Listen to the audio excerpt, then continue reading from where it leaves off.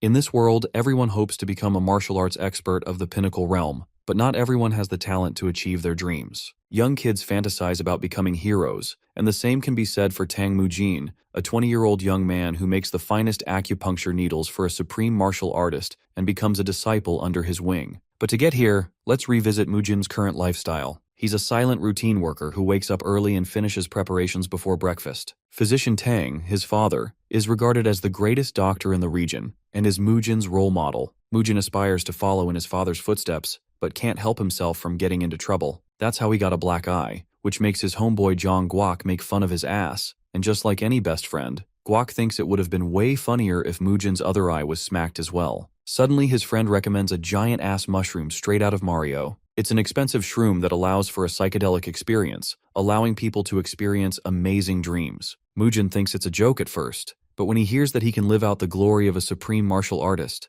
this man devours the entire mushroom whole when he was only meant to eat a small part. Bro is out here thinking he's going to become Shiru Emiya and unlocked his Reality Marble Unlimited Blade Works as the master of the swords, when in reality, nothing happens at all. Or so he thinks, because the effects start to quick in, making him dizzy and knocking him out. In his dream, a beefy old blacksmith regarded as the greatest one under the realm is hammering perfection. Tang Mujin thinks it's him, but suddenly remembers that it's actually supposed to be Uyezi. He retains his awareness of what happened, but still goes on to craft the 5 master swords requested by the king. This final work will be regarded as his life's legacy. In the end, the 5 swords are completed after 20 years of work. Granting Uyezi a reward befitting his achievement, the heavens grant him immortality and celebrate the day he climbs to paradise. The dream sequence ends there with our boy collapsing on the floor. When he wakes up, he hears an angry customer raging out of his father's clinic. He asks Guok what happened and learns that Mujin was knocked out for a while and luckily woke up without any problems. Guok is hoping to God that Mujin doesn't expose him for possessing a crazy shroom,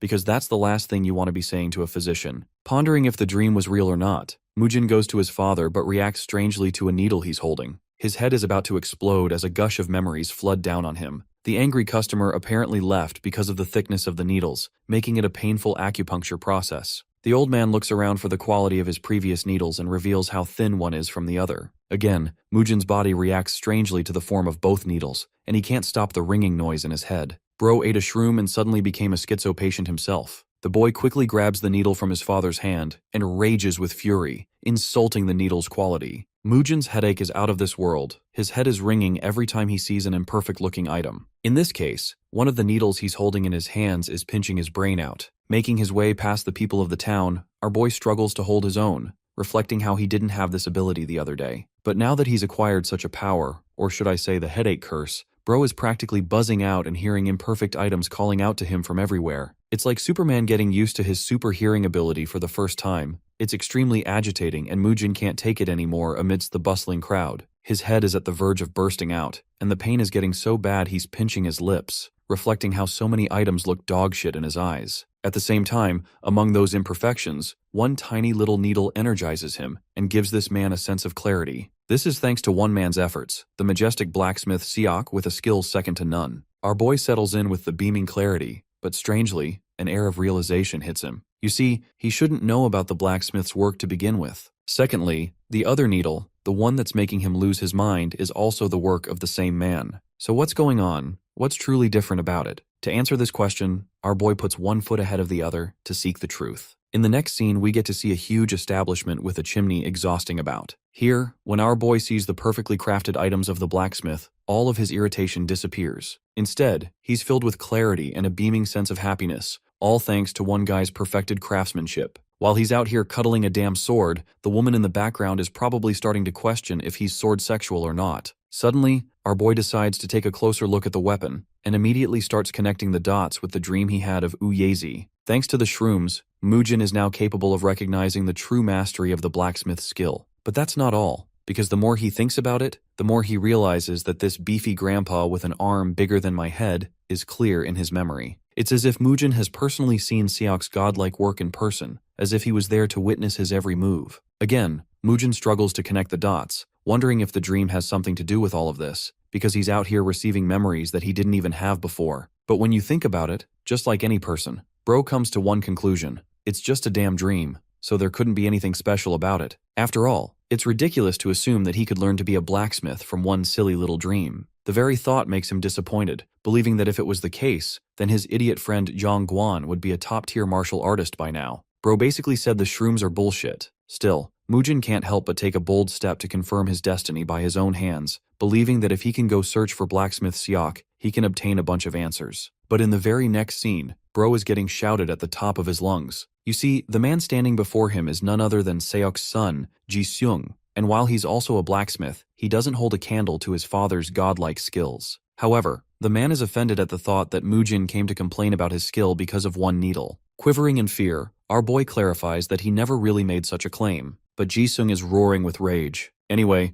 our boy has already confirmed that the original gangster blacksmith has retired, which is also the reason why it's hard to come by his craftsmanship these days. Ji-seung stops to admit that he's nowhere near his father's caliber, and he finds it a pain in the ass that the physicians are now bullying him too. Offering a challenge to the boy, the blacksmith dares him to scan and find Seok's original works among his shop. After all, he's all the more excited to learn what makes Mujin's critique so special if there truly is that much of a difference. But you see, here is where this guy fucked up, thinking that Mujin is an ordinary person. But in the next few moments, the boy collects all of the premium-looking blades, clearly because they could call out to him. This causes Ji-seung to feel utterly terrified, questioning how Mujin was able to collect everything in the span of a few moments. Ordinarily, other people actually disregard the same swords, thinking that they're too simple-looking. But Mujin, he cooked, ate, and left no crumbs. Funnily enough, our boy knows that if he had failed the challenge, he would have been seriously mocked by Seok's son. But now that he has personally applied his new power in action, he knows that the dream he had is no longer a delusion, but now a part of his reality. Ji-seung admits that he thought of the kid as a lousy customer at first, and settles down to agree that the needle isn't as great. Once again, even after being challenged, the boy did end up finding Seok's works in the shop. This makes the blacksmith wonder if the boy's scanning abilities surpass even that of his own, which also means that anything that Ji-seung puts out as an act of creation will be seen as mediocre in Mujin's eyes. Bro is suffering from success, I guess. And if that is the case, Ji-seung suggests that the boy create something himself, whipping out his hammer and leaving it in Mujin's hands. Our boy is wondering how that even makes sense and takes a good look at the hammer. Ji-seung eggs him on, stating that if the boy doesn't do it on his own, he's gonna have to settle with the shitty needles that the blacksmith has already supplied. Instead of objecting, in response, our boy actually accepts, believing that it's his one opportunity to test his abilities of being a blacksmith. Mujin tears off his uniform to get busy with work, but the equipment comes natural to him as he casually blows the mold in motion. Though he's acting all tough right now, our boy fully understands that knowledge from one damn dream won't be enough to transfer to his practical experience. Taking a leap of faith, the boy holds the hammer sky high, drawing a comparison that what he's doing is similar to requesting a patient to prepare their own medicine. The heavy hammer slams the mold, as Mujin's heart craves the process even more and more, surprising Ji-seung with the boy's concentrated stance. That perfect posture as he nails the hammer down, only to draw it back up again with a smile on his face. Yet again, the boy has confirmed that his skills from the dream have transferred to reality. As for the arrogant Ji-seung, the great son of the blacksmith Seok stands utterly puzzled. He was waiting to make a fool out of the boy, but this man has been humbled with the boy's every swing. Different from a physician, the boy appears to have a godlike talent for smithing, much like Seok, the man who spent an entire lifetime in metal forging. Every time the boy strikes with the hammer, Ji-seung hears a pleasant musical note. This is what you call perfection, ladies and gentlemen. It's as if Ji-seung were witnessing the very reincarnation of Uyezi before his eyes. It's not the case of talent, but something way beyond it. Recall that mold? Mujin has turned that into a beautiful slab, and his work inspires Ji-seung to see more of his capabilities. He wants to see Mujin do everything, from striking to quenching to tempering to even sharpening the blade. Bro went from being the biggest D1 hater to glazing the same kid in the same scene. Mujin inspects the slab and tosses it in front of the blacksmith, who is dying to see what the kid's imagination is capable of. The kid naturally orders the blacksmith to melt his beautiful piece of creation, which is a strange request in Ji-seung's eyes. Our boy actually reveals that so far, he was doing warm-up, implying that there's even a greater line of perfection he can reach beyond what he just created. After hearing those words, the blacksmith is utterly stupefied. In the very next scene, the perfected thin needles are used in the acupuncture treatment for the same high-profile clients. This time, the process is painless, and after seeing how smooth it is, a whole bunch of customers start lining up back to back. The needle is so thin that they can't even feel it. It truly makes them worship the physician's skills. And at this point, the line of customers is so long that one can only assume that Mujin's father is getting easy money from it. The scene transitions from the town, zooming out to show us what's going on other fronts. A pair of travelers is journeying their way to a destination. One of them remarks that they should have visited the great Tang family clinic before leaving the city for a treatment. But unfortunately, the queue was so long that they had to make amends. They seem to pass by a particular man minding his own business, who after hearing such a thing, decides to go and take a visit for himself. Back to the city, the Tang family clinic is practically flooded with queues of people, to the point some have started beefing with each other for cutting in line.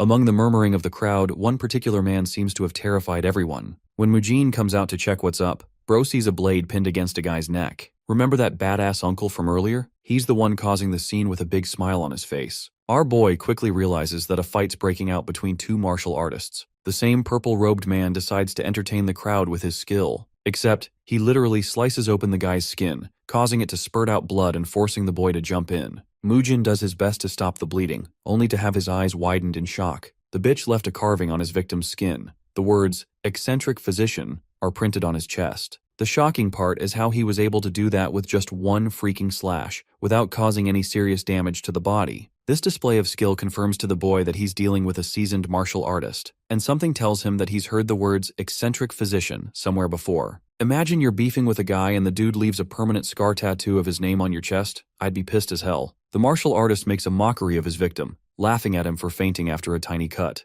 Amusingly, he thinks it's barely a scratch, but I think this guy's idea of a tiny scratch is fucked up. Suddenly, he reveals his true nature. Bro is out here giving massive Akuma energy with that raw-ass aura farming pose and hairstyle. The dots connect at last. Mujin realizes he's the notorious physician killer called Lee Chung. Let's take a break and revisit the boy's childhood. You see, growing up, his dad was his champion and hero, always appearing as his role model. Though he wasn't the greatest physician of all time, the guy still held his own like a beautiful tree with a strong foundation, one that could be reliable even when times were tough. The man is a beast known for his resilience, and became an outstanding role model for the boy. However, Lee Chung is the complete opposite of his father's radiance. This aura farming fucker is dark, cold, and a martial artist known to have touched the heavens for his skills. He is regarded as one of the 3 greatest physicians in the world, a strange man who has the capacity to change the fate of people through not only his medicine, but also his blade. Though he's known for his murderous streak, many say that he doesn't discriminate if his victims are evil or not. If anything, Bro is Dexter Morgan, a serial killer who hunts down other physicians around the world. The fact that he's here means to imply only one thing,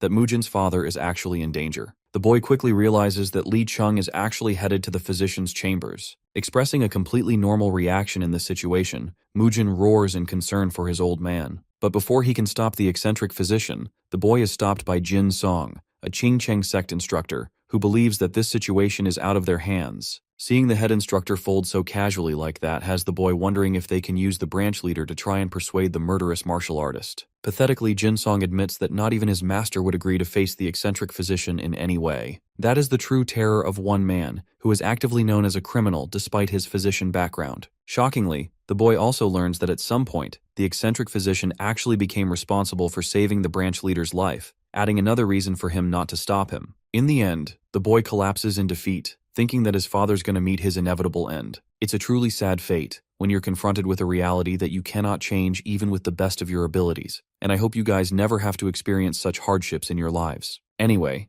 Jin Song assures the boy that he shouldn't be supremely worried about his father's impending doom. After all, the eccentric physician may be a serial killer, but he's not one-sidedly evil. Moments after, the devil slams the door open, surprising both of them. It appears that Lee Chung has a really satisfied look on his face as he makes his way to Mujin. The boy takes one glance at the man's clothes and finds himself relieved, understanding that nothing bad must have happened. However, with one situation resolved, comes another when the martial artist grabs the boy's shoulder, sharing how he learned about a competent blacksmith nearby from Mujin's father. Lee Chung is hoping that Mujin will be a good boy and take him to the blacksmith. And well, our boy looks like he's shitting bricks in fear, so he accepts without arguing. The eccentric physician is glad to hear that and hopes the boy will be a convenient guide. Meanwhile, Mujin is losing his mind looking at the man's blade. Seeing that the boy is lost in his thoughts, the intimidating martial artist basically gives him a threatening smile, wondering if the kid is going to start moving or not. Mujin folds instantly, and so in the very next scene, we're brought to the workshop, where the eccentric physician finds himself completely baffled to learn that it was actually Mujin who made those needles. The moment the boy confirms the idea, this man starts laughing like he just heard the silliest your mom joke. Despite his many years of hearing ridiculous shit, the idea that the son of a physician ended up with the skills of a blacksmith is straight up hilarious to this man. Bro has lost it to the point he's tearing up in response.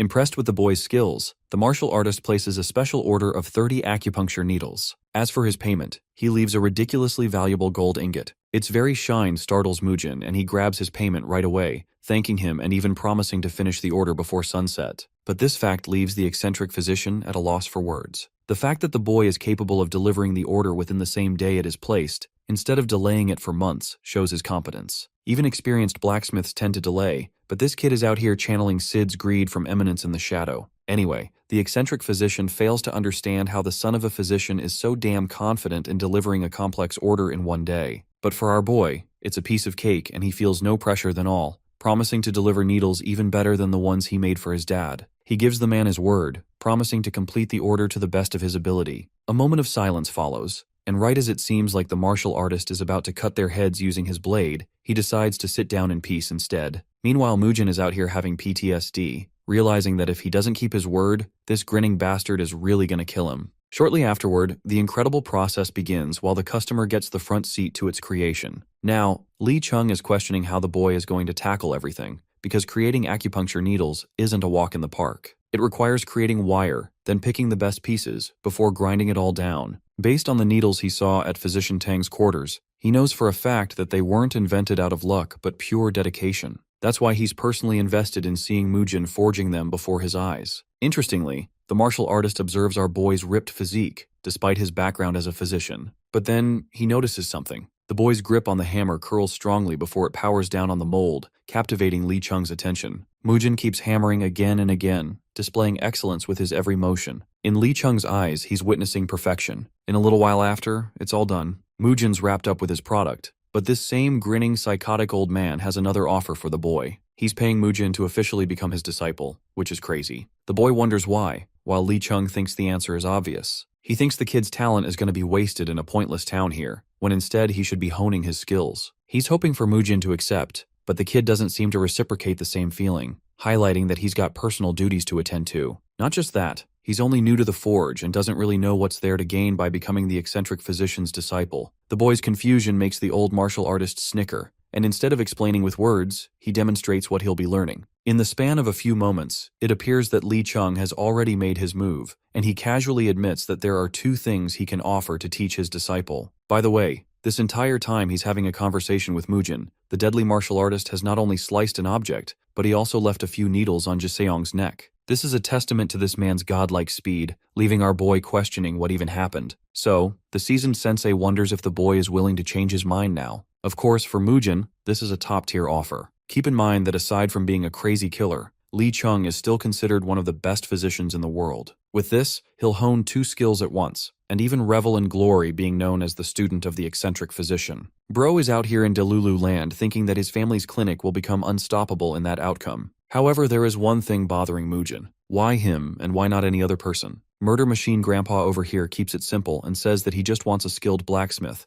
and in exchange he's willing to offer his knowledge and experience. All of a sudden, our boy is starting to realize that he's being forced into a contractual relationship, if anything. To test the boy even further, the eccentric physician comes up with a hypothetical situation, wondering how Mujin would treat someone with a shivering body and a weak chi. To that, Mujin responds appropriately by saying that fixing one's fluid imbalance takes top priority, and then strategically prescribing medicine is the second step. Once again, a perfect answer by the boy. The martial artist believes that if this kid has the commitment to memorize long-ass texts in medicine, then he can easily learn martial arts too. While Mujin has no idea why that comparison is being pulled out of his ass, the master comes up with another question. Lee Chung explains that strength isn't the only thing when it comes to martial arts, which is how most people treat martial arts. He doesn't want anything to do with fools who can't make anything out of his exceptional knowledge, believing that those people are fools who remain average forever. In the same manner, he says that only a fine expert can spot the difference between an average needle compared to a specially crafted one. Finally, Mujin decides to ask an ambitious question,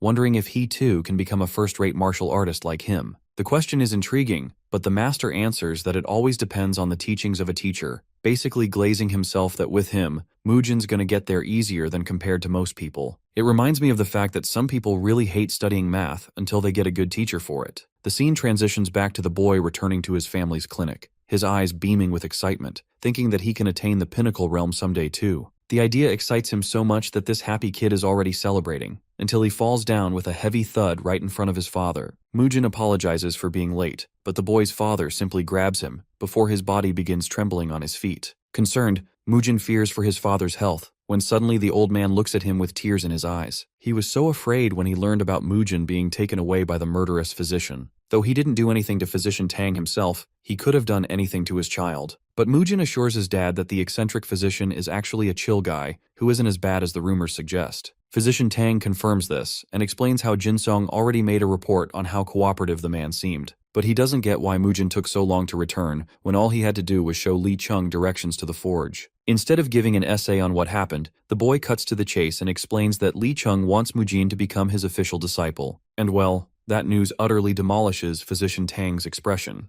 The man remains speechless hearing the information, while Mujin tries to spark conversation, even calling out to his father and wondering why he stopped all of a sudden. In an instant, the old man dashes with incredible speed to his quarters, only to return once more. This time he's come up with a bunch of silver. The boy glances at it in confusion, questioning what the silver has to do with anything. Physician Tang concludes that the boy should actually accept the offer. Mujin is at a loss for words, highlighting how he's needed for the clinic because they're understaffed. Besides, the kid thinks it's a lousy offer coming from the strange physician, so it's probably not that serious. However, his father assures him that their clinic won't face any trouble, believing that this is the only opportunity Mujin will ever have to leave the clinic. It's in this pivotal moment that the boy's perception of his father changed. He always thought that his father stood strong and took care of the town. But this moment made Mujin recognize one crucial understanding, that even the amazing physician Tang used to be a boy with freedom of his own. Or at least that's how I'm interpreting the butterflies in this scene. I'm really curious to hear what you guys think in the comments. Fast forward to the beginning of the boy's training. In the past 2 days, Mujin's acquired a small circulation channeling throughout his body,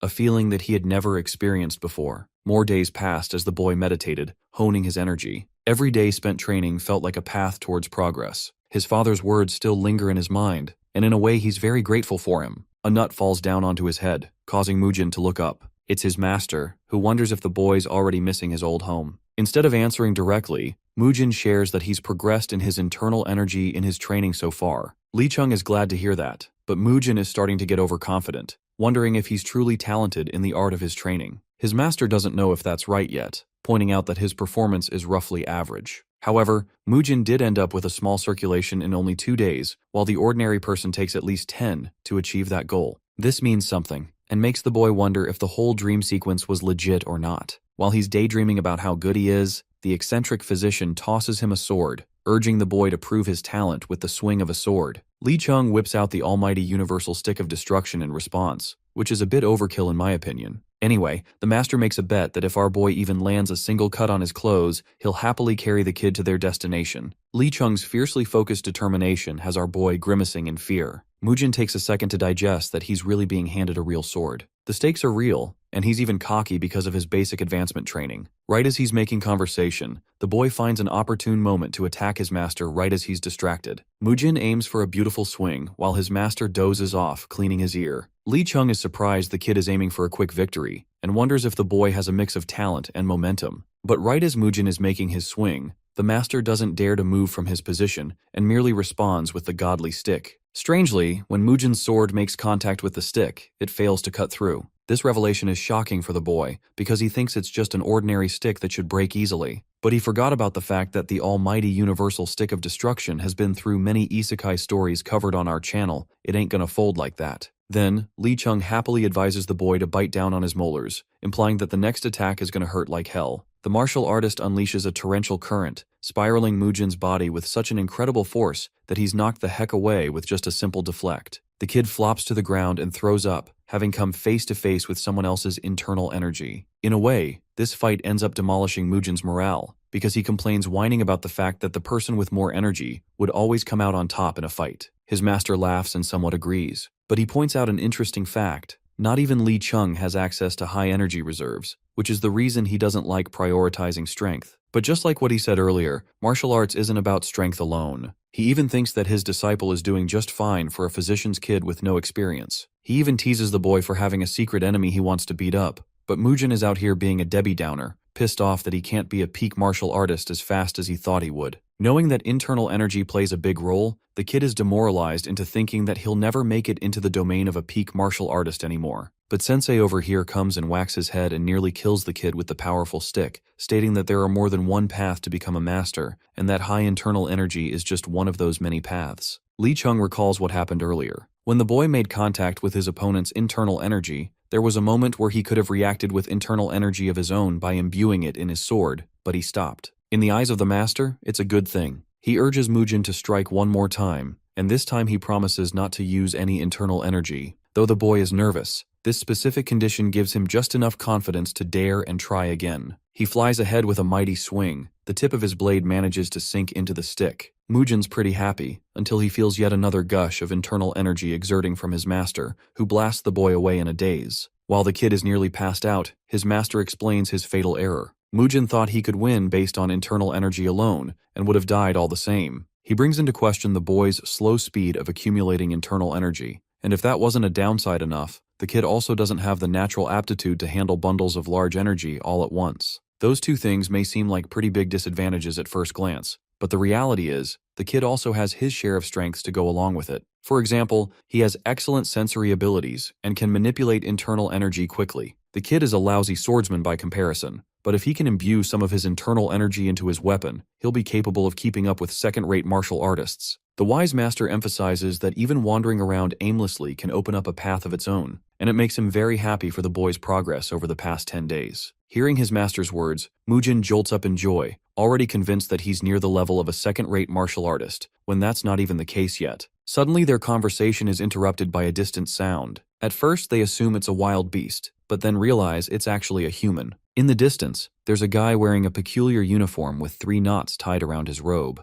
Now I know it seems like bro is autistic or some shit, but trust me, it's more than that. It's supposed to signify the rank of a branch master. Lee Chung is wary, while Mujin is excited to see an amazing martial artist. Belonging from the Jewel village, Red Beggar Hong Jusan reveals his search for a physician. Apparently, there have been an alarming number of sudden deaths in their village. Apparently, Hong Jusan couldn't find any luck searching around because he's never left his village his entire life. The good thing is that he's safe from the disease. Jusan explains that he and his master lucked out, but about a month ago, the people of the village suddenly began suffering from an unknown illness. First, it was believed to be a seasonal cough, but the count didn't stop. People fell incredibly ill, to the point that 20 of them couldn't make it. At first, Jusan wanted to join the villagers who intended to leave the village for good, but in his heart of hearts, couldn't abandon his hometown, which is why he stayed behind and spent all his efforts helping his master. At first, their local physician was helping them out, but the moment he ran out of medicine, it was game over. The guy left the village stating he was going to go and collect some herbs for the medicine, but he hasn't returned in a while. That's why Jusan is eternally grateful to these physicians who agreed to help them. The party arrives in the seemingly unremarkable village. Here, the village guardian greets them. Hongyun takes them inside to a patient who is suffering from the same disease. The kid's condition is a cause for concern, which is why Mujin immediately checks on the poor guy's pulse. He can tell that the kid is sweating beyond the normal rate, and that he shares a weak pulse with a fast beating. Judging from his body temperature, he concludes that the kid's chi is being pulled towards his head. He curiously asks if the boy recently vomited, and learns that he died out of dizziness. Meanwhile, the eccentric physician is puzzled in thoughts of his own, when suddenly, Mujin concludes his findings, believing that this is the result of a plague. For a proper diagnosis, the boy thinks that they're dealing with something comparable to a summer's flu, but it's slightly different, evidenced by its strange smell. At the same time, Mujin reveals that leaving the boy unattended will put him at risk of suffering permanent brain damage or losing his eyesight. That's why the best course of action is to use acupuncture as a remedy, concentrating on specific points. Alongside his methods for a treatment, Mujin also lists out a bunch of medicines as his prescription, and I'll do you guys a favor and skip the names for them. Mujin's words captivate the attention of his master, who is impressed and orders him to begin the treatment. Though nervous, our boy immediately picks out his needle. Though his knowledge is on point, the thing about Mujin is that he's never performed acupuncture before in his life. He knows where the foot's chi point is, but his hand trembles in his lack of experience. Lee Chung notes this and decides to point his fingers aiming at Mujin's hand. Exuding some of his chi, he amusingly explains that internal energy can be used beyond the scope of martial arts. He thinks that a physician will benefit greatly from his understanding of it. Suddenly, Mujin's body experiences a thrilling sensation. His master's chi is acting like a roadmap, slowly guiding his own and with pristine clarity. Thanks to this experience, the physician is able to spot the corrupt energy called the deathly chi. Now that the kid knows what to do, Li Chung instructs him to continue on with his procedure and to trust his instincts. Our boy does exactly that and connects the needle on the foot, following up with even more needles throughout the patient's body. Li Chung watches closely as his disciple finishes up with the treatment. He patiently waits for the patient to open his eyes, who is still trembling from the experience. That same deathly qi inhabiting the patient's mind is slowly expunged, cleaning the child's body and also putting him out of harm's way. With a satisfied face, Mujin takes a sigh of relief. His master is even more proud of him, sharing that his disciple has learned a lot of things in one day. But even after everything, Mujin's face is one of determination and happiness, signifying that he finally became a true physician. Later that day, we come to learn that the local village physician actually spent savings out of his own pocket just to gather herbs for the sake of his people. Physician Yam believed that bringing herbs from distant land would yield greater results, so he gave all of his money to the traders. This shows that he's actually a good man, and thanks to his courageous decision, everyone else in the village collectively started pouring in amounts to contribute to his cause. However, because of the fact that the herb traders don't visit small towns like their own, what ended up happening is that Jusan went to the mountains himself to look for a hopeful cause on his own. Even though Jusan's actions were reckless and aimless, it's because of his actions that this man's son was cured. He's glad to admit that the boy's condition is showing healthy recovery, and even allows the kind physicians to stay in the village for the night. Mujin and his master quickly go inside their lodging. Chung takes a good scan of the environment and even notices a cute doll next to his feet. Intrigued, he picks up the doll, while our boy is busy in his thoughts. Mujin finally breaks his silence, questioning the legitimacy of Physician Yom. His inquiry surprises Chung, who thinks that they can't make immediate conclusions as they haven't even met the guy. However, Mujin is at a loss and doesn't get why a sudden disease is spreading like wildfire in a village full of kind people. The villagers have prepared a feast for the physicians, but Chung thinks they shouldn't compromise their inventory and only eat sparingly. I really like how, despite boasting the reputation of a serial killer, the eccentric physician is a nice guy at heart. Sharing the meal, Mujin picks his master's brain, questioning what kind of disease they're even dealing with. Chung confirms that he doesn't really know for sure, as this one feels off in every way. It's like he's never encountered something exactly like it before. This revelation actually comes as a shock to the boy, because he's practically speaking to one of the top 3 greatest physicians ever, and even he is clueless. To that, the master enlightens his disciple that even experts don't know everything about the world. In fact, every time he learns more about something, it creates 5 more questions for him. This is pivotal for Mujin, who delusionally thought that his master knew about every single disease to ever exist in the world. Chung expresses that if that was the case, then he wouldn't be busy journeying the lands. This is an interesting revelation to Mujin, who wonders if his master is traveling the lands in search of a cure for a specific disease. Chung thinks about the question and confesses that he used to have such a desire, and even then he knows how to cure the disease now. There's no point anymore. His ominous explanation is barely touched upon when suddenly Mujin hears the cries of someone from out in town. He knows that the village is wailing in pain, and despite his best guess, he can't yet declare a proper medicine. Pondering the patient's condition, Mujin wisely tries to understand the problem in a deeper manner. While he's lost in calculating a conclusion, his master suddenly reveals a heartbreaking story of his late wife and daughter, who became victims of an illness. Chung explains how both of them encountered an intense fever before red spots took over their bodies. Just like that, he was forced to take them to a physician and brought the most reliable doctor he knew in his village. Unfortunately, no matter who he brought, they couldn't identify a cure. In his efforts to find a cure for the disease, Li Chung lost his family. In the span of 3 days, both of them died. This horrible story terrifies Mujin, who prays for them. But in the eyes of the wise master, he thinks of the story in a more positive light. In fact, he's moved on from his tragedy, and believes it can even be used as a humorous tale when you really get to the bottom of it. Naturally, he grieved and struggled after losing his loved ones. Li Chung left his house in a spiral of emotions, every fiber of his being driving him towards a purpose. However, 10 days after he set out, he arrived in front of a village. He was wandering aimlessly, so it took him a long time to get there,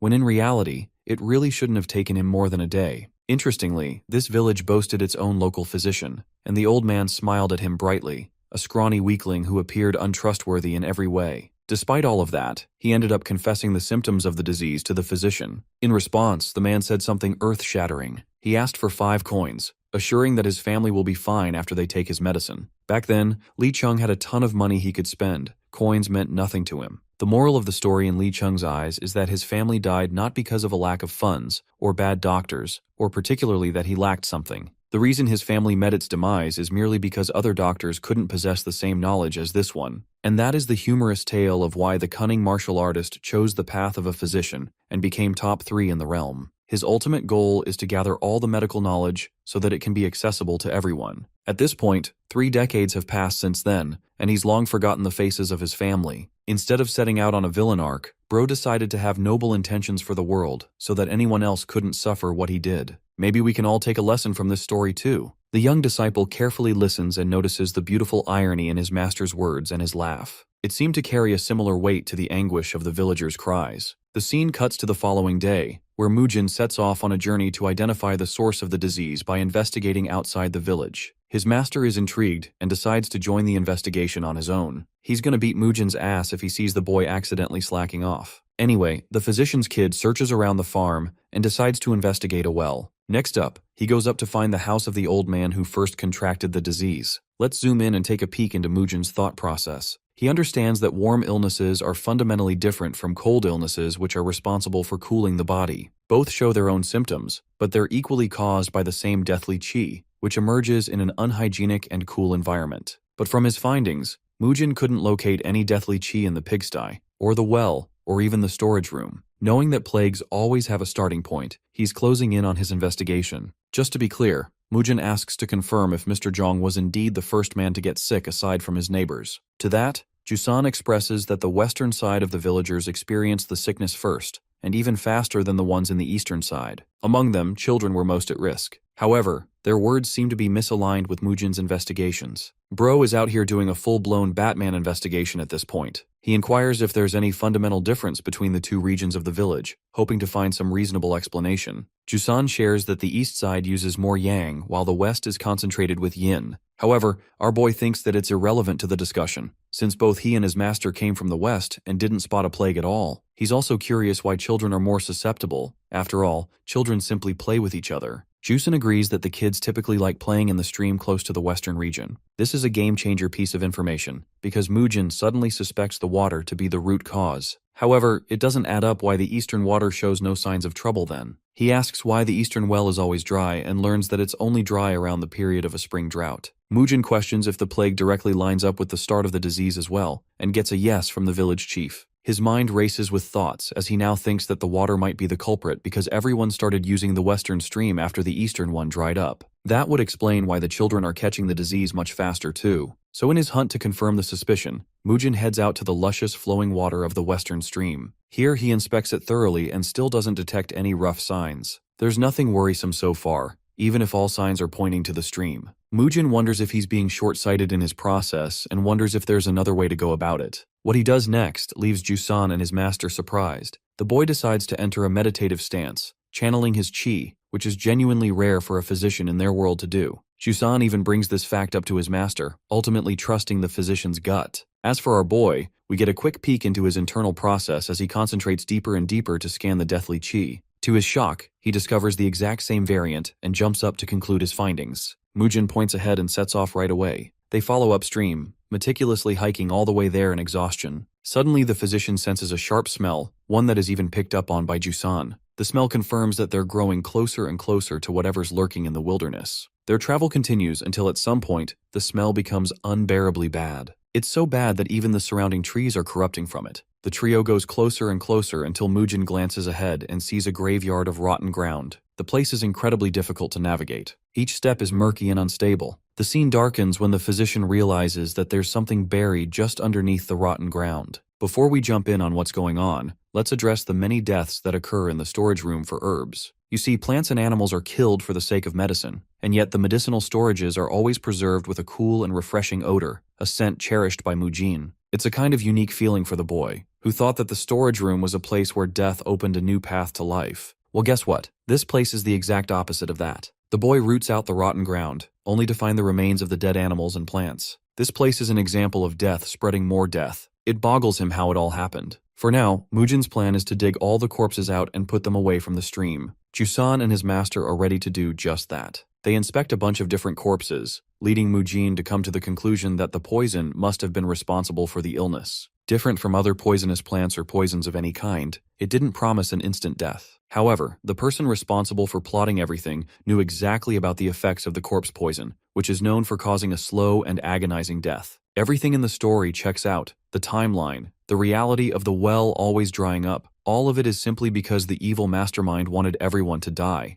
The very thought makes Mujin tremble in fear, imagining the villagers' corpses. Suddenly he turns back to find a peculiar figure. It's a man who has covered his mouth carrying a bag. As you can all guess, the power of the plot twist is upon us. Remember physician Yom? This guy who sacrificed his savings to search for herbs? Yeah, that fucker's actually the one responsible for all of this. Jusan and the village leader are speechless, while our boy internalizes that only a physician with the knowledge of the town's infrastructure would be capable of pulling off a sinister scheme like this. Not just that, the scumbag also collected all the money, confirming his dual-faced nature. The man could be best described as a demon harboring the skin of a human, which sounds a lot like an angry girlfriend all of a sudden. Anyway, the trickster's greed led to the downfall of Jewel Village, costing many lives. Instead of feeling guilt or shame, Yum is ready to fight. Mujin is supremely pissed off and is ready to throw hands. But all of a sudden, the village leader goes up first, roaring at the bastard for betraying his people and creating a disease under the guise of treating them. The disgusting piece of filth responds by saying he was just getting what he deserved. His provocative words send the old man over the edge, causing him to lunge forth with the creature's head. Yom is about to get hit when suddenly the princess is saved by his trusted henchman. This guy doesn't care about shit and simply intends to wipe out the obstacles in his path. He's annoyed that they came to ruin his plans, and thinks it's only ideal for Mujin and his friends to pay the price with their own bodies. The grinning and evil old man proclaims that he fully planned to toss their corpses into the hole at some point anyway, only this time they'll go up sooner than the rest. Bro really said you guys will have early access to this shithole. The village leader stands adamant in front of the henchman. Pissed off, he prepares himself to attack. The moment he starts making his move, the henchmen are frightened. The devastated old man roars that they did all of these heinous acts behind the scenes, despite knowing that a village guardian was protecting it. Declaring himself as the hemp-harvesting beggar Hongyun, the man sends out tremendous waves of aura. Not even the two-faced physician Yom predicted something like it. Hearing the word guardian, the scumbags turn to Yom, stating that they were supposed to be dealing with weaklings and not a guardian-level threat among the beggars. Yom doesn't get why a guardian is here either. While they're busy questioning who or why, the old man prepares himself, stating that he'll count to 10. Right now, all he cares about is killing the scumbag of a Dr. Yom. So while aura farming with his simple staff, he warns the henchmen to make the right choice and leave while they still can. His countdown begins, but interestingly, while this is happening,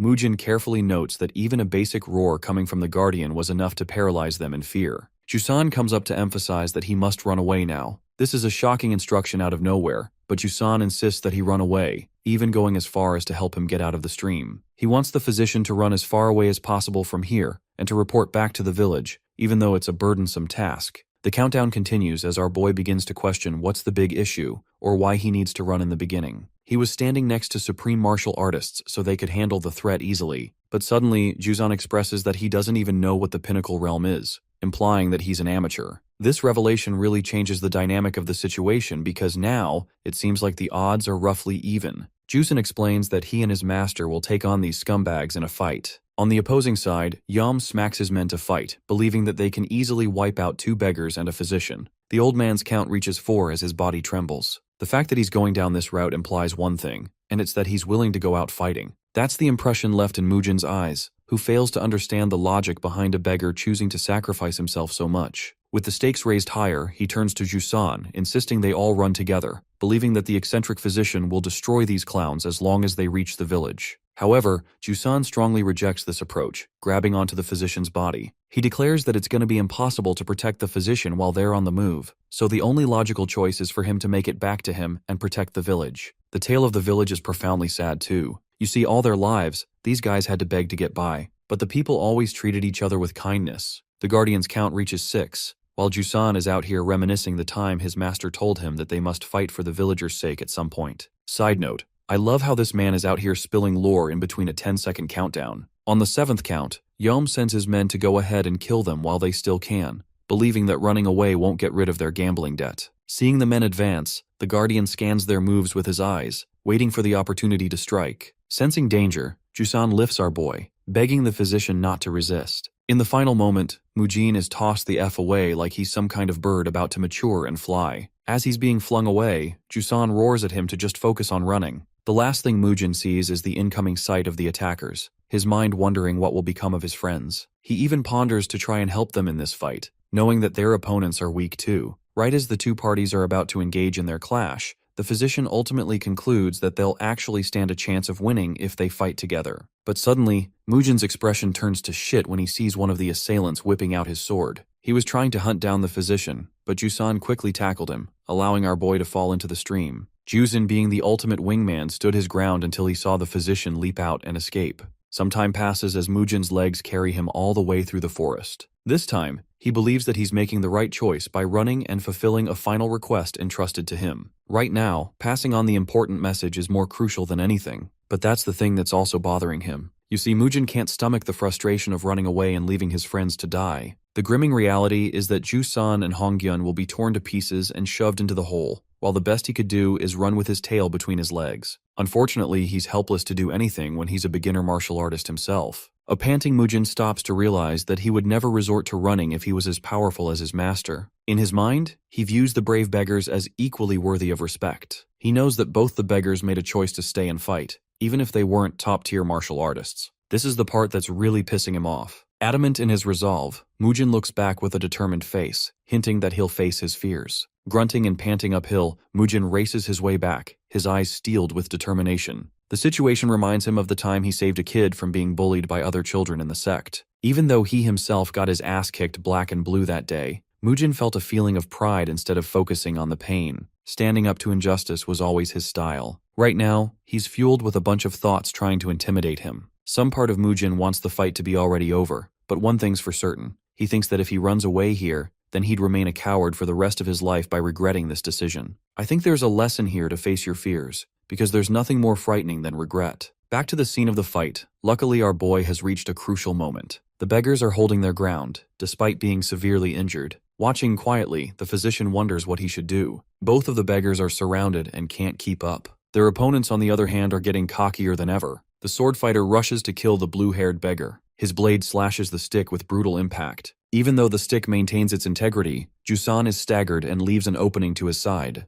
The assailant swings his sword from the side with the intention of making a Gojo Kit Kat out of the guy. Thankfully, Jusan ducks with a JoJo pose and survives it. His opponent is particularly impressed by his reflexes because Jusan is holding up really well for being just a beggar. However, it only prompts the scumbag to speed up the rate of his swings and movements in order to overwhelm him. Jusan can't block everything as cracks begin to appear in his moves, causing him to get cut. While barely holding his own, the Guardian roars at him to get back up and fight. Finding the old man distracted, his opponent cheap shots him. But I'm telling you all, this old man is moving differently because he still manages to dodge. The Guardian tucks and rolls to maintain his distance, while his axe-wielding opponent reflects on how boring it is to fight someone playing dirty. In response, the panting Guardian wisely states that it's a whole lot better than being dead, and his methods are a lot less evil than them. The arrogant henchman thinks it's not an issue because they'll still kill both of them here. He even paints the picture of chopping Honggyun's disciple into pieces to use as a fertilizer. His disturbing words aren't enough to distract the village guardian, who spots a stick just behind. Meanwhile, Jusan is being overpowered slowly.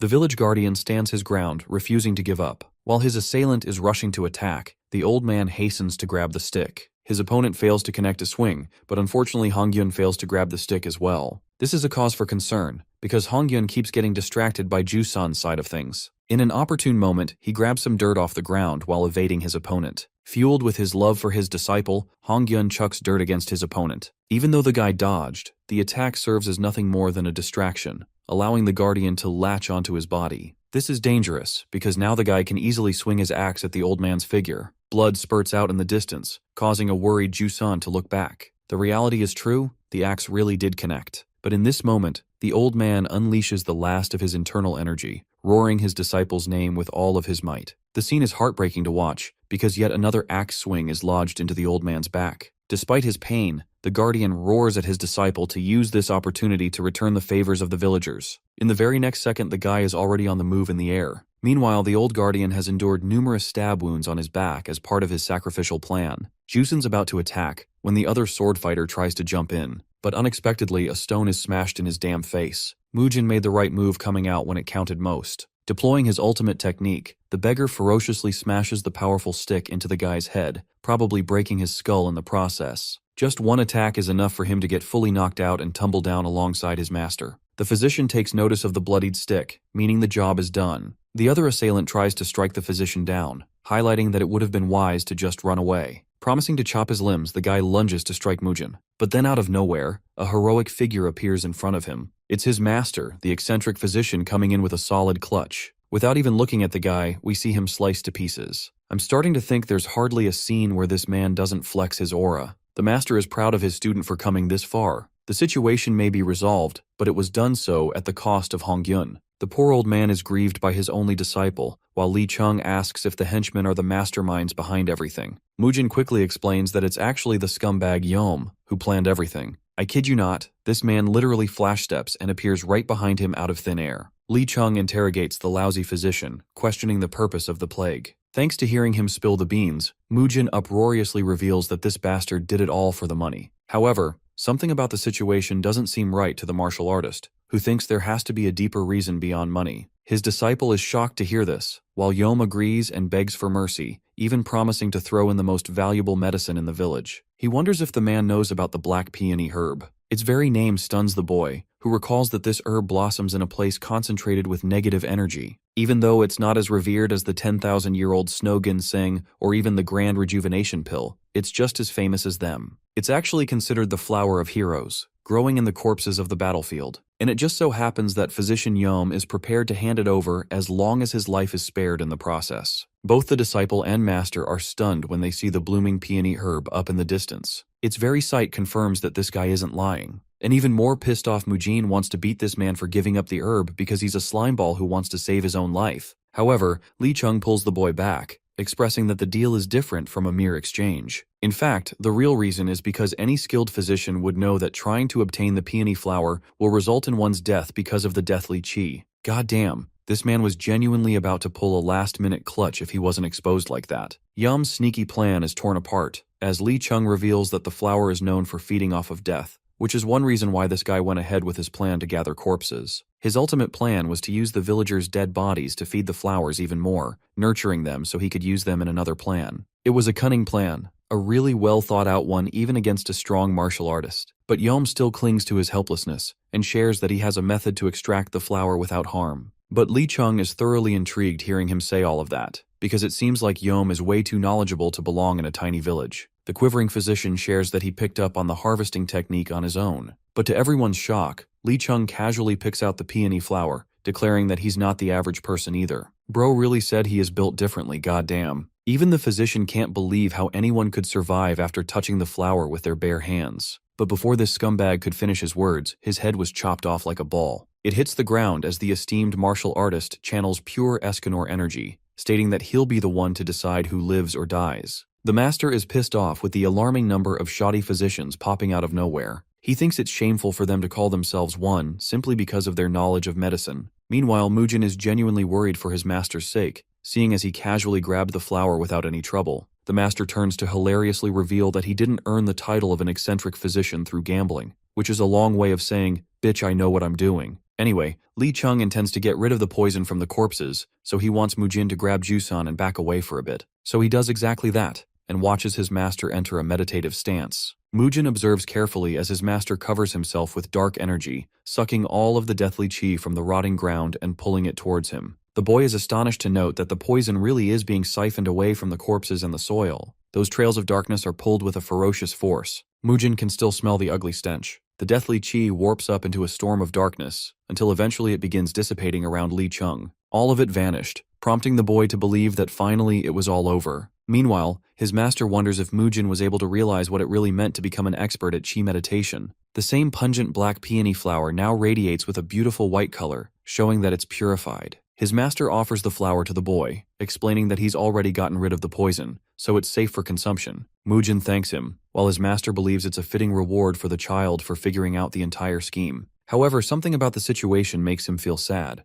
Mujin takes one look at the red beggar, who is still weeping his master's loss. The kind boy shares that he doesn't deserve such an object, arguing that all he did was throw one stone and merely returned because he didn't want to remain a coward. The word deserve is an interesting score we attach to our self-worth sometimes. Playing the disciple's own game, Li Chung points to Jusan's face, questioning if the boy can explain his expression. In the eyes of the great martial artist, he thinks it's infinitely more courageous to return to a fight instead of taking a fight from the start. It goes to show that someone learned from their mistake and corrected their path at once. He even wisely states that anyone who wouldn't run in the same circumstance would be called a fool. Beautifully, Mujin's master allows him the freedom to run away in fear, as long as he can return to where he should be. That's life, because ultimately it's the final moment that decides whether one lived up to their role or not. Those powerful words shake the boy's heart, while the eccentric physician is starting to think he must be boring the kid with his wise words. Funnily enough, Mujin literally eats the flower without waiting another second. His master screams at him for eating the flower right away, which confuses his disciple because clearly he was told the poison is gone.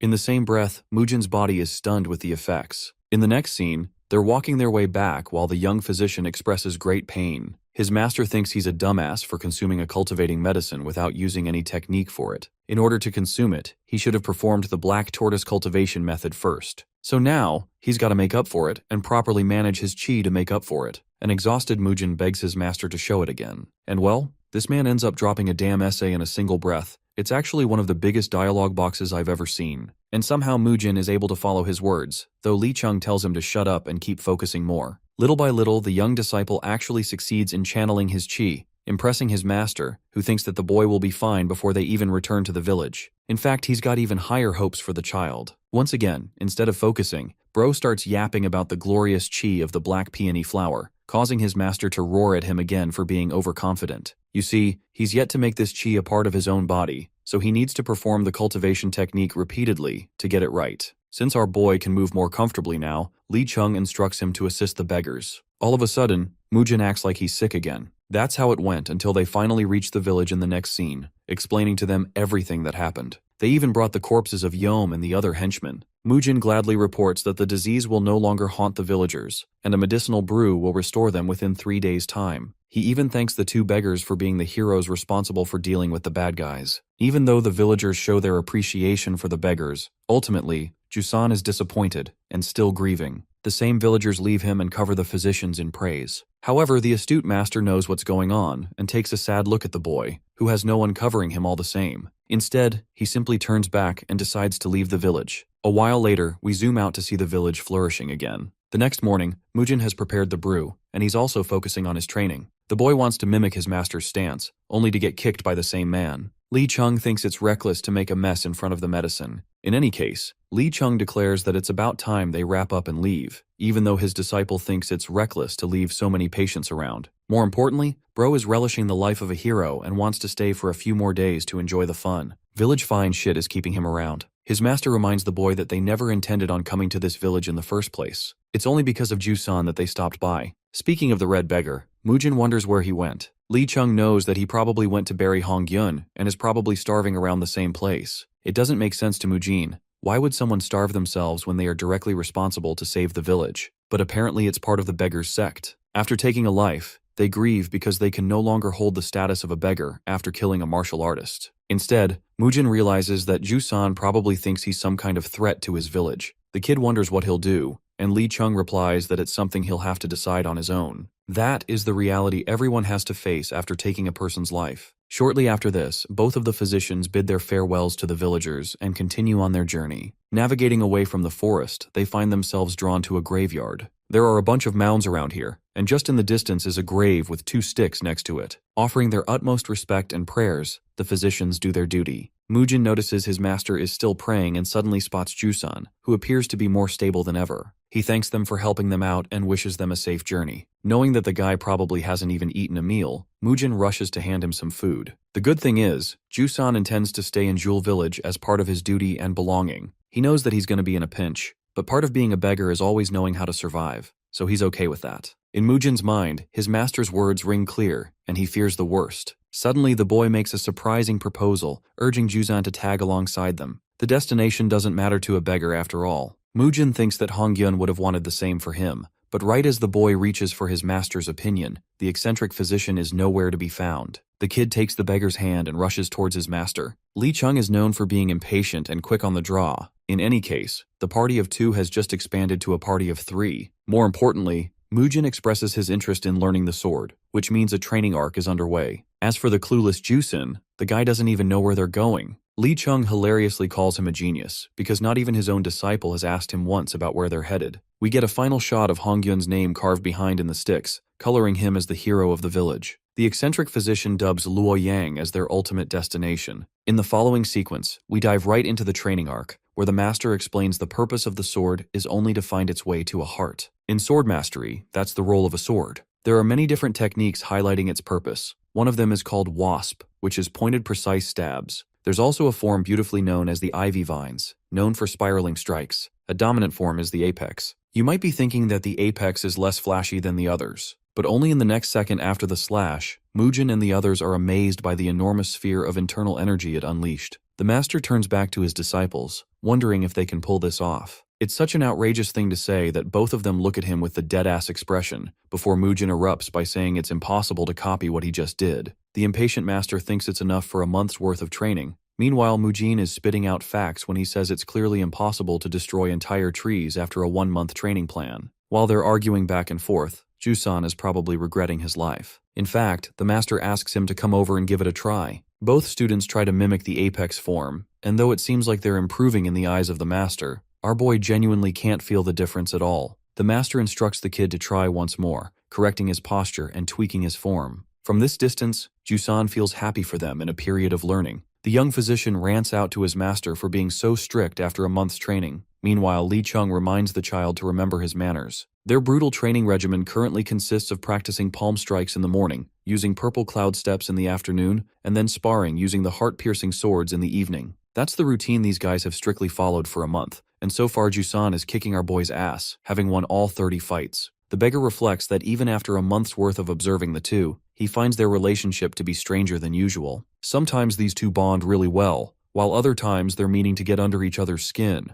rage-baiting the shit out of the other. Hilariously, even now, Li Chung makes fun of the kid's lousy-looking arm. One could say that these two treat everything with humor, but hidden underneath that humor is a deep respect they have for the other person. While they're mumbling about, Jusan finds a feeling of familiarity and belongingness, remembering that he was privileged to have a master like Mujin too. By the end of the training session, the beggar suggests they have dinner, which Li Chung uses as ammunition to scold our boy even more. Unfortunately, the trio officially comes to an end in the very next scene. Jusan offers his utmost gratitude to the ones who helped him. The eccentric physician reminds the kid to change his identity to become a part of Chongqing, because it will be problematic if someone here discovers that he belongs to the Jewel Village. After all, despite any reason, the beggar committed a murder, and that won't bode well for him. Jusan bows in respect and parts ways, bidding them farewell amongst the bustling crowd before disappearing within. Mujin is left with a disappointing look on his face, while his master is quick to bring it up. The thing is, the boy hasn't been able to bond with anyone fondly after leaving Sichuan,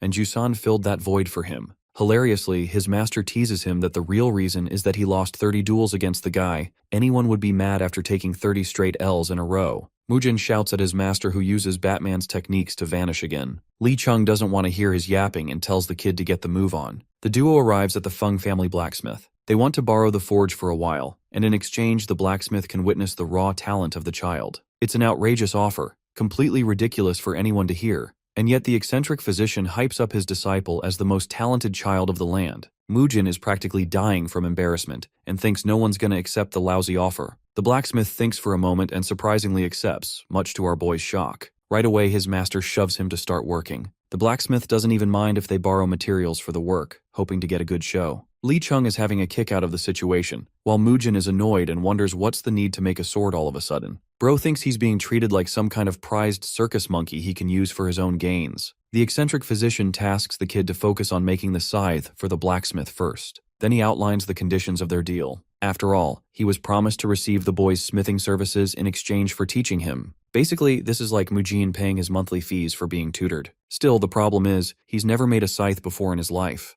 Mujin fires up the forge, grabbing the old blacksmith's attention. At first he tries ignoring the process, but then he hears the perfect hammering noise, one that dances in tune with the rain like an instrument of its own. Even though he hasn't even seen the boy's work, the blacksmith is confident that Mujin will grow up to be an excellent smith. The old man dozes off, and in the very next scene, his eyes widen in shock at the creation of a perfect scythe. He can't believe that this is the boy's first ever attempt at making a scythe. Mujin wonders if it's going to be an adequate form of payment, but the passionate blacksmith snatches the weapon and immediately uses it to cut bamboo. His precise strike gently cuts the bamboo, highlighting his skill as a martial master as well. Hilariously, bro yeets the fuck away after his swing. Blacksmith Feng left without a word, but Li Chung is surprised and tells the boy to continue with his work, ominously stating that they'll be here soon. Mujin doesn't know what's going on, while his master corrects himself, stating that those people are already here. Figures of black reveal their weapons, showcasing suspicious intent. Their leader is Blacksmith Feng, who dares to question how the boy was able to forge something like this. That one single scythe managed to slice some of the best weapons made by the blacksmiths of the Chongqing territory. So now all of them have set their sights on him. Mujin's scythe is so perfect that it didn't even chip after enduring abuse.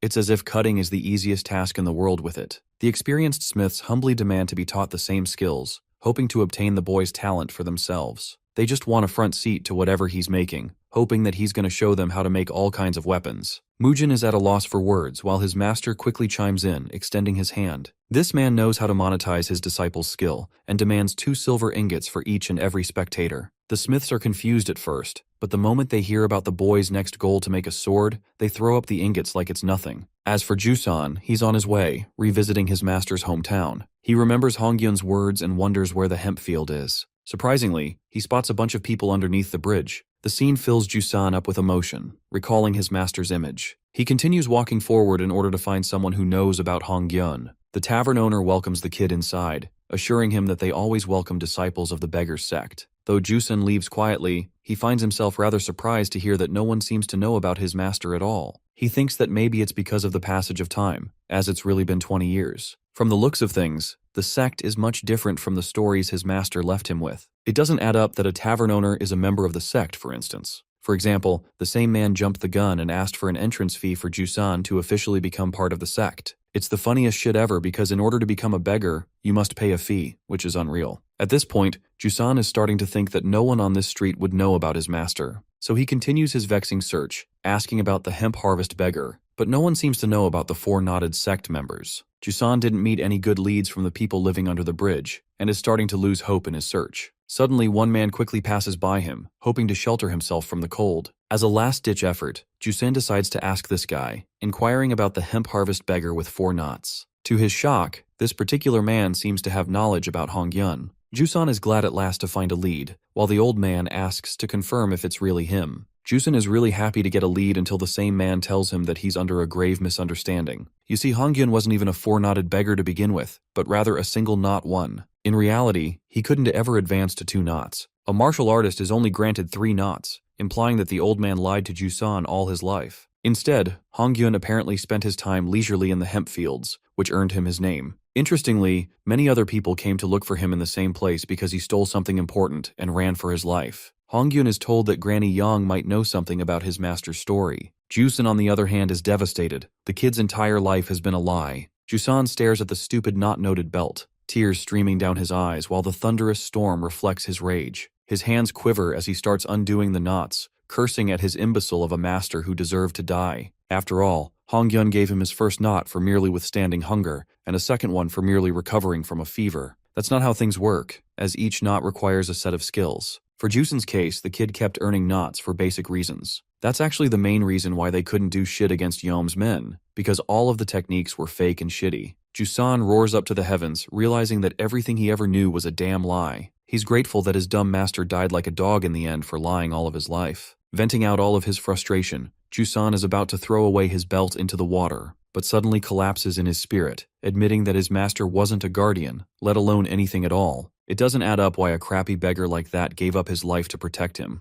Jusan plunges his fist into the water and slowly lets go of the belt. His eyes pour down tears and his face is pathetic as it can be. The belt is lost and he's last seen crying under the storm. Let's shift the perspective back to our boy, who has been working diligently all day. Mujin is done for his shift, but his spectators want to see more. Thankfully, Blacksmith Feng is there to speak up for the boy's case, believing that it's best to let the kid rest for a while. All further questions are postponed until the next session. Suddenly, Mujin sees a familiar face. It's the beggar and his friend Jusan, who looks like he's been through shit. Well, it takes a while for the poor guy to explain his story and his findings about his master. Mujin doesn't know how to react, and his first question is if his dear friend is hungry or not. Surprisingly, he learns that Jusan was given food by a beggar child under the bridge, who was kind enough to let him eat. Even though he refused to eat at first, something came over Jusan, and he decided to make the girl happy by eating her food. Instantly, Mujin slams his back for taking food from a beggar girl of all people. Our boy urges them to leave at once, which makes his friend question where they're even headed. Mujin shines a smile at him and states that they're gonna cleanse him for good. That night, he takes his friend to a nice restaurant. It's a luxury experience, one that Jusan is completely unfamiliar with. Bro is dazzled while Mujin tells him to eat until they're dead. They ended up chugging down food with confidence, only to become fire-breathing dragons because they forgot about the Asian spice levels. Even the beautiful musician is getting annoyed by their ruckus, but at least homeboy Jusan is happy. They ramble around, with Mujin even giving an impression of his master. The night continues with the two friends enjoying their heart out, cozying around and acting like complete clowns. By the end, their bellies are full and they're drunk as hell. Jusan is starting to worry about the payment process, while our boy makes fun of him for being a stupid beggar. Here's the funniest part. Mujin explains that he didn't bring any money along either, causing Jusan to scream at the top of his lungs at him, because now they're gonna have to pay Diddy with something else. Jusan reminds him that the place is run by the beggars sect, so they gotta pay up. But our boy can't stop goofing around and acts like he's safe from all the damage, because he's the disciple of the eccentric physician. Still, Jusan is worried like shit and tells him that they're in some serious trouble. The whole situation cracks our boy up in a loud laughter, heard by everyone in the restaurant. In the flash of a second, Mujin disappears from his spot and teleports right behind the pretty lady. Bro whips out a blade and says he's gonna pay them properly. Something tells me that maybe he's taking his master's teachings a bit too literally. Mujin's knife breaks into a clean swing, while Jusan is starting to get worried for his recklessness. The other drunk folks are enjoying the show, believing that the kid is completely drunk and going ballistic. The staff questions what this guy is trying to do. Meanwhile, Mujin is out here moving like Jason from Friday the 13th. This man literally glares back with the most ominous-looking evil side-eye I have ever seen. His aura is threatening enough for the staff to call the guards. Little bro is out here basically saying, "Ref, do something." Meanwhile, Mujin continues being a reckless fool. The guards order him to come down quickly without making a fool out of himself. But our boy stays there, disregarding them like they're nothing. Just when they're about to come close, Mujin spills his drink in a swerving motion, revealing his majestic masterpiece. He carved a sculpture thanks to his expert knife work. The drunk Mujin wonders if the guards want to disturb him from paying. They tell the lady to keep the music up, and much to her annoyance, she follows up with their demands. Mujin continues to carve a masterpiece with colorful strokes of his knife, tantalizing the spectators. When he's done with the blade work, he smashes the mold, revealing his incredibly detailed masterpiece of the thousand-handed Buddha. The statue is majestic, and a brilliant form of payment for the food he had. The disciple actually picked up a nice lesson from his master Li Chung, who told him that he was always treasured for his skills and gratitude, no matter where he went. And just like him, Mujin's skills are out there earning favors from everyone all around.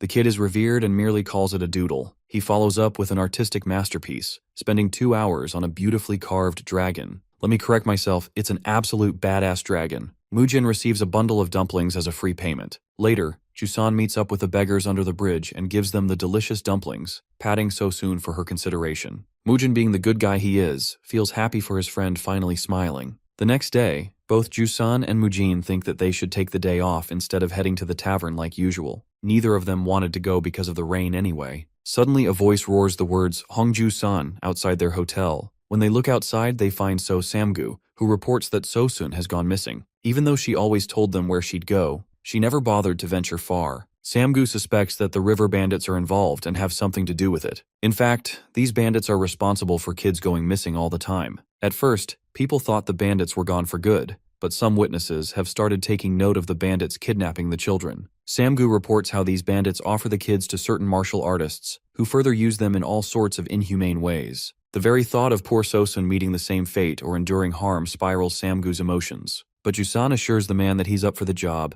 and he's going to look for her alongside someone trustworthy. Hearing this makes the beggar really happy, and he offers his thanks to Jusan. In the next scene, Jusan goes up to explain the situation to the beggar's sect. To his shock, these people aren't even ready to act even when a situation like this demands them to act. The tavern owner explains that it's risky to fight the river bandits without any clear proof. Not just that, the upcoming season is also problematic. This behavior of the tavern owner is actually completely opposite to the way he was treating him before. Jusan wonders if it's because he no longer possesses the knots on him. The tavern owner understands that Jusan doesn't know about Chongqing, so he explains how the rainy season pushes the beggar's sect to remain on high alert. It's even worse for this year because the rain is more intense. He allows Jusan to make an observation for himself, explaining how if it rains for even another 2 days, they'll be at risk of enduring a flood. This is bad because people end up losing their homes because of flooding, and deaths are no different. To prevent minimal damage, they make sure to deploy each member of the sect to put up sufficient barricades. This is the reason they can't really supply any members to help the rescue mission of Sosun or to face the river bandits. The whole thing is disappointing for Jusan, who is left with a faint promise of the higher-ups intervening. After that conversation, Jusan explains everything to Samgu, who curses out the bastards for being untrustworthy people who treat them as sub-tier humans. There's no way for Samgu to trust the words of the tavern owner. Poor Samgu remarks that the sect members will be so busy stacking a barricade that they'll forget about their real goal, which is to protect the people in the first place. Jusan tries to reason and thinks that the sect members need to have some kind of justice behind their cause. To that, Samgu roars that even the river bandits as well as demonic criminals are also martial artists, so it doesn't excuse them for having a sense of justice. Then there's the fact that the Beggars sect has never confronted the river bandits in the past 10 years, which is why they're not going to risk themselves for one little girl either. Those guys are people pretending to be beggars. Samgu outs them for pretending and keeping their status. His words just now ignite a flame in Jusan's heart, reminding him of his master's words. At this point, he's royally ticked off by all the beggars lying around and making him feel guilty for it. Meanwhile, Samgu is consoled by his friends. Jusan internalizes that he's done way more than he should have and shouldn't intervene any further. He walks away thinking that his role ended after he left the village, and even that shitty duty was all a lie. Right as he's passing by, a certain someone goes past him wearing a straw hat. This person looks around and calls out Jusan, stopping him dead in his tracks. Granny Yang questions if he's the kid looking for the hemp harvest beggar and wonders what relationship he shares with Jong-gyun. This is the final push, because even the old man's name was a lie. It wasn't Hong-gyun but Jong-gyun. I'm starting to feel bad for Jusan at this point. He calls his master nothing more than a petty criminal, but the old granny hardly thinks like that and argues that Jong-gyun would never steal something. Suddenly the granny remembers that Jong-gyun did steal a certain person, adding another layer of mystery regarding the old man. The mention of stealing a person really shifts the dynamic here. The old granny confirms her words, stating that 20 years ago, an important conflict took place in Chongqing between the secular and traditional factions. The leader of the secular faction was someone called the Red-Faced Old Beggar. Opposing him was the vice leader of the headquarters, called the Willow Hill Beggar, who belonged to the traditional faction. Each faction held its own views, and while it wasn't considered a big deal whether a beggar wore old or new attire, small things started piling up and grew seeds of doubt and hatred among both sides. This eventually caused a gigantic conflict, resulting in the death of the Willow Hill Beggar. The conflict exploded even further after his death, because it was shortly after that day that the traditional faction was driven out of the Chongqing region. It was also that very same day that the old man, the hemp harvest beggar, ran with the son of the Willow Hill Beggar. This actually makes sense. The sacred treasure he stole was the son of their hero. Preparing himself, Jusan asks for the kid's real name. It is revealed that the boy is called Hong Jung, but the granny thinks that it's pointless to talk to him because he doesn't even seem to know the Willow Hill Beggar's son. She takes her leave and leaves a message for the hemp harvest beggar, which conveys that she's doing fine. Before she can finish her sentence, Jusan storms out and disappears. Again, bro is out here overwhelmed with emotions, piecing together one truth with another. Everything about the old man was a lie, and it just doesn't add up why. Jusan has understandable frustration and is skeptical of other lies too. He stares into the river, plunging his hands inside in an effort to reclaim what he lost. Jusan tries his best to search and plow the water, looking for the knots he threw away. Despite his best efforts, it's all futile. All he can dig out are a bunch of weeds. All those knots, the one he threw away in frustration, are gone now. But this man doesn't give up. He decides to dive right into the waters for himself, emerging shortly after. His determination is shown every time he goes in and out of the water. Jusan swims deep, holding his breath to the best of his ability while he looks for the 4 knots of the Guardian. This time, instead of resenting his master, he recognizes the duty entrusted to him behind those knots. That's how the old man made his way to Jules village after all, and nurtured the young child, treating him like his son and feeding him well. He even trained the boy. All of that act was done so that he could protect one person. All of it was done to protect Jusan himself. His master gave away his own life for that cause, becoming an example of a guardian. It is with that determination that he keeps on going, until he finally catches sight of the knots on the riverbed. Holding it with both his hands, he plunges it out, barely maintaining his breath anymore. Jusan hurries back to the top. His vision is starting to fade, and he's at the verge of losing consciousness. At the very cusp, he blacks out while seeing Mujin's figure reaching out for him. Our boy successfully manages to save his friend's life and pulls him out, dragging them outside the water. Mujin reclaims his breath, roaring at his idiot friend for taking every opportunity to ruin his damn clothes. He thinks Jusan is stupid for taking a swim in this insane weather. But despite experiencing a near-death situation, Jusan clutches to the knots and simply laughs. His laughter turns maniacal, freaking out even our boy. The beggar asks his friend for one last favor, which is rich in Mujin's eyes, who literally saved his life a moment ago. Bro is like, I saved you from drowning and you're already asking for more. Filled with brimming hope, Jusan proclaims that they must rescue Sosin themselves from the bandits.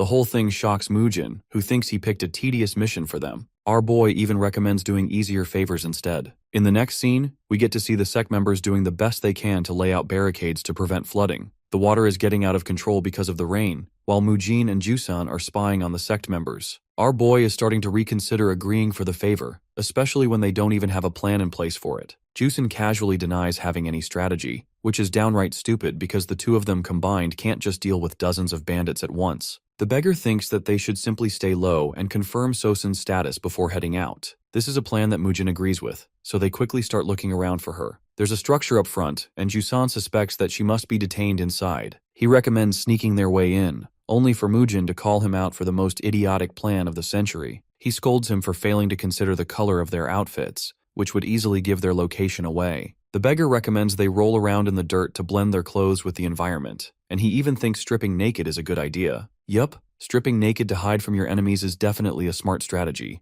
100% no cap. Suddenly, both of them hear two members doing patrol duty and talking shit about their job. I mean, us bro us, but keep that a secret between you and me. They're complaining, but they're still happy they don't get to be yelled at by their leader this way. Meanwhile, our dynamic duo basically realizes they're absolutely fucked, a feeling mutually shared like they're on Bluetooth or something. The patrollers are armed with weapons, while Mujin is questioning what kind of bandits team even bothers having patrollers on their side. He thinks it's unwise to take a fight with them here. The whole situation makes him shiver in fear, and he's hoping to just stay put like a statue, waiting for them to pass. Unfortunately, those guys are supposed to cross over a bridge, so unless they've got really bad eyesight, there's no way they're gonna miss two intruders lurking close by. Mujin brainstorms and wonders if they should hide under the bridge, but disregards the plan thinking the two of them won't fit. He sees Jusan, who appears to be close to the bridge, gesturing out hand signs like he's in Naruto or something. The message is basically to direct Mujin to hide behind the rocks, while Jusan will go the other way. It's a solid plan because the sound of the rain will block out any noise they make. As dumb as Jusan is, he's still got a good head on his shoulders for when it really counts. I call cap though. The patrollers step foot onto the bridge, making their way past and checking their surroundings properly. Meanwhile, our duo is placed on each side, giving each other a thumbs up of approval. Our boy thinks they've nailed the job like a piece of cake, when suddenly this stupid fucker decides to go batshit crazy, exposing his location with a sneak attack from above. Ah yes, the almighty staff strike of two dogs, which will surely turn these guys into sushi. Surely that can't be a bad strategy, right? Well, bro's all-out ultimate attack is casually dodged by both patrollers by simply pressing X on the controller and moving one step back. Bro is devastated, questioning how he missed. Not like it wasn't the most obvious effing attack ever. That last part of his plan was completely something that Mujin missed, and now the patrollers are ready to kick their ass for it. Our boy is left with the impression that this fucker really does have room temperature IQ in every universe.